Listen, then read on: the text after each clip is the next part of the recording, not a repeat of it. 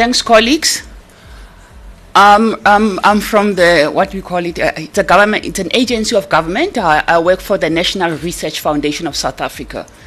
We are an equivalent of your funding agencies in your respective countries. Typical example, if you're from the USA, it's the National Science Foundation, the Malaysian Science Foundation, the Indian Science Foundation, and so forth. And that's where I come from, and you are within what we call the National System of Innovation.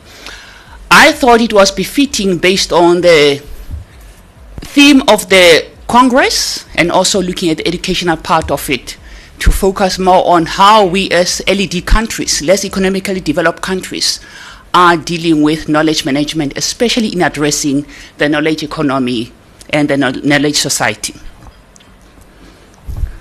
So I just want to touch quickly, what do we mean by the National System of Innovation, because what I'm going to touch on reflects on our role as knowledge practitioners within the National System of Innovation. The construct National System of Innovation, as you can see there, is used to characterize a country's collective effort towards fostering technological innovation. And since 1996, as you know, that South Africa, a new democracy, started in 1994 with the then President Nelson Mandela. So we had to work on a number of white papers and policies to address the landscape and redress. So since 1996, a white paper was developed on science and technology. And that white paper actually used the term NSI, or National System of Innovation, to ensure that whatever we do, if you're an entity of government or an agency of government, as long as you get funding from public funds, you need to attest to that. So in essence, the NSI is the broader collective comprising of all public and private sector research and technology organizations. So I want you to bear in mind. So this is what the NSI looks like. That's the landscape of the NSI, as you can see.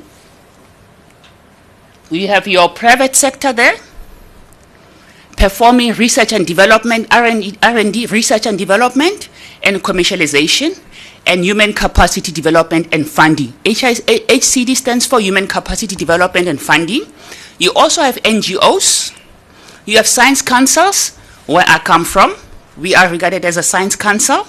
We are performing human capacity development, strategic basic research and technology development, and funding also. Then the bigger ambit, as you can see there, it's government, human capacity development, funding, and policy development, which I also operate within. Then we have universities who rely from governments and science councils, but universities that needs to perform human capacity development, research and development, and we also have a closer relationship with international funders and performers. So while I'm highlighting the NSI, the National System of Innovation, I want, when I get to the tail end of our role as information practitioners, can actually understand what we are dealing with and the challenges in our daily activities. We have knowledge generation influences in whatever we need to be doing, especially in developing countries. Government transformation agendas or objectives for us to focus on knowledge society that competes globally. And here we're looking at the National Research and Development Strategy, the National Plan for Higher Education, Human Resources Development Strategy for South Africa. The Department of Science and Technology has a 10-year innovation plan. Whenever we give a fund or a grant to a researcher or a scientist or a postgraduate student, it must address the Department of Science and Technology innovation plan. We also have what we call the National Development Plan, which leads us to the 2030 year to say what we want to see as a nation with regards to national development, attesting to the development goals plus our innovation plan. We also have the Department of Education Research and Funding Framework and the National Plan on Higher Education. If we want to be competitive and global, but what do we do as knowledge practitioners in the process?